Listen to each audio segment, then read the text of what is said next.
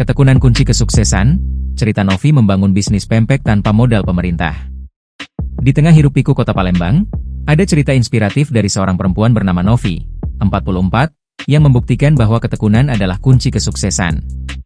Berawal dari modal kecil, ia sukses membangun bisnis kuliner pempek Novi Mul yang kini jadi favorit banyak pelanggan.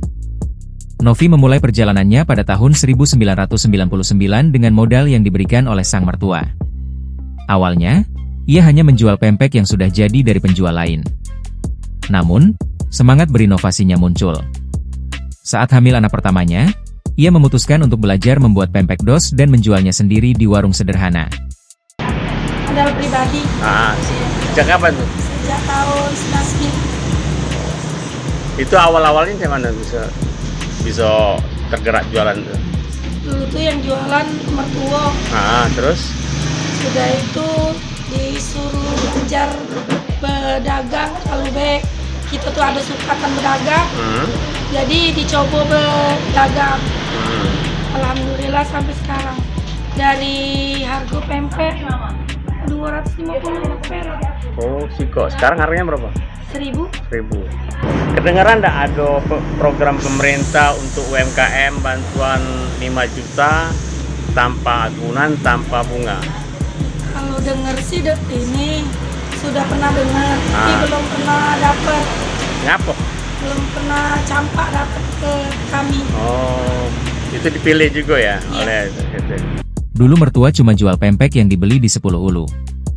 Saya teruskan, tapi saya putuskan untuk belajar bikin pempek dos sendiri dan menjualnya di warung, kenang Novi. Dengan kerja keras, Novi merintis usahanya. Saat itu, harga pempek yang ia jual hanya Rp250 per buah.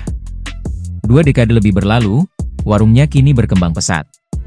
Harga pempeknya naik menjadi Rp1.000, model ikan Rp6.000, serta gorengan dan martabak juga Rp1.000. Filosofi, murah meriah dan kenyang, yang dipegangnya terbukti berhasil menarik banyak pelanggan.